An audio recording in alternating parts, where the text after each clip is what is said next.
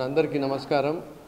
చాలామంది CAA issue ఏదైతే national issue నడుస్తుందో దానిపైన వైఎస్ఆర్ కాంగ్రెస్ పార్టీ వైఖరి ఏముంది అని చెప్పి చాలామంది అడుగుతున్నారు. కాబట్టి మీ అందరి ముందు వచ్చి మీడియా ముందర మాట్లాడాలని చెప్పి నేను రావడం జరుగుతుంది. భారతదేశము కొన్ని వేలాది సంవత్సరాల నుంచి ఎన్నో సివిలైజేషన్స్ని చూసి ఇవాల్వ్ అయిన దేశము.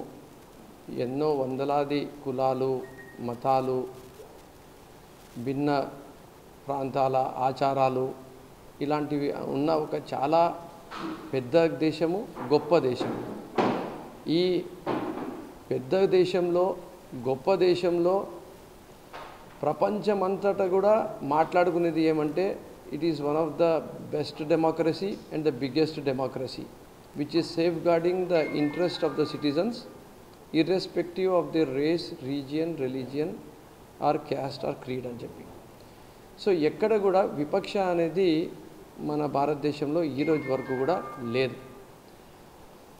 ఈరోజు భారతదేశంలో ఉండే ముస్లిం సమాజంలో మాత్రము ఈ సిఏఏ చట్టాల వల్ల భయోందోళనకు గురి కావడము, అపోహలకి గురి కావడము, వాళ్ళు రేపటి రోజు మేము ఇబ్బంది పడతామనే ఆలోచనలో వాళ్ళు పడిపోయినారు. కాబట్టి ఆ రోజు పార్లమెంట్లో కూడా వైఎస్ఆర్ కాంగ్రెస్ పార్టీ ఇప్పుడు ఉండే కేంద్ర ప్రభుత్వానికి చెప్పడం జరిగింది క్లారిటీగా, మీరు ఈ సిఏఏ ఫార్మాట్ని ఇన్ దిస్ కరెంట్ ఫార్మాట్ మాకు యాక్సెప్టబుల్ లేదు, మీరు దీంట్లో ముస్లిమ్స్ని కూడా యాడ్ చేయండి అని చెప్పి కూడా చెప్పడం జరిగింది.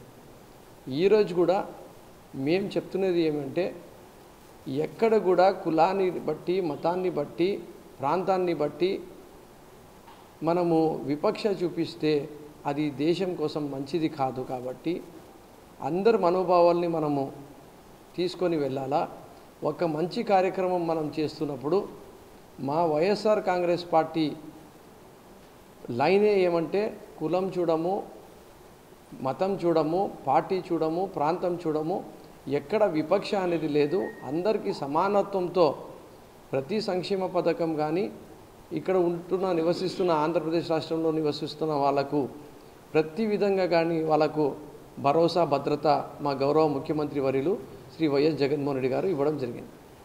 ఈరోజు సిఏఏలో 6 రిలీజియస్ మైనారిటీస్కి పెట్టి దాంట్లో ముస్లిమ్స్ని చేర్పియకపోతే ఆ సిఏఏ చట్టము రావడం వల్ల రేపటి రోజు వచ్చే ఎన్పిఆర్ కానీ ఎన్ఆర్సీ కానీ వచ్చినప్పుడు ఎప్పుడైతే ఈ బీద ప్రాంతాల్లో ఉండేవాళ్ళు, పేదరికంలో ఉండేవాళ్ళు వాళ్ళ సిటిజన్షిప్ని ఒకవేళ ముస్లిమ్స్ ప్రూవ్ చేసుకోలేని పరిస్థితుల్లో పడినప్పుడు ఈ సిఏఏ చట్టం అనేది అందరికీ వర్తిస్తుంది. కానీ ముస్లిమ్స్లకు ఒక్కటే మాత్రము వర్తించకుండా వాళ్ళు నిజమైన భారతదేశ పౌరులైన వాళ్ళు రెఫ్యూజీలుగా అయ్యే పరిస్థితి అయిపోతుంది అని చెప్పి ఒక చాలా భయోందోళనలో ఈరోజు ఉన్నారు. కాబట్టి మా గౌరవ ముఖ్యమంత్రి గారి స్టాండ్ కూడా ఏమి అంటే అన్ని పర్సనల్ లా బోర్డ్స్తో, అంటే సిఖ్స్ ఉండని, జైన్స్ ఉండని, పార్సీస్ ఉండని, జ్యూస్ ఉండని, ముస్లిమ్స్ ఉండని, ప్రతి ఒక్కరి పర్సనల్ లా బోర్డ్స్తో వాళ్ళ పెద్దలతో కూర్చొని ఏమి చేస్తే ఇంక్లూజివ్ అప్రోచ్ అవుతుంది, ఏమి చేస్తే ప్రతి ఒక్కరిని మనము న్యాయం చేసే విధంగా చేయగలుగుతాం, ఏమి చేస్తే దేశంలో ఉండే ప్రతి ఒక్క నాగరికుడు కూడా సంతోషంగా ఉండగలుగుతాడు అనే విధంగా మనము చేసుకుంటే బాగుంటుంది అని ఆ రోజు పార్లమెంట్లో చెప్తున్నాము, ఈరోజు చెప్తున్నాము. In this current format of CAA మేము యాక్సెప్టబుల్ లేము. ఎందుకంటే ఒక మేజర్ ఒక పాపులేషన్ అభద్రతా భావంలోకి వెళ్ళిపోయే పరిస్థితి ఉంది. కాబట్టి దీనిలో అమెండ్మెంట్స్ తీసుకొని రావాల్సిన ఎంతైనా అవసరం ఉంది అని చెప్పి మీ ద్వారా తెలియజేసుకుంటూ, మేము మా పార్టీ, మా నాయకుడు ఎప్పుడు కూడా ప్రతి ఒక్క వర్గానికి, ప్రతి ఒక్క కులానికి, ప్రతి ఒక్క మతానికి ఎంతో గౌరవం ఇచ్చే మనిషి.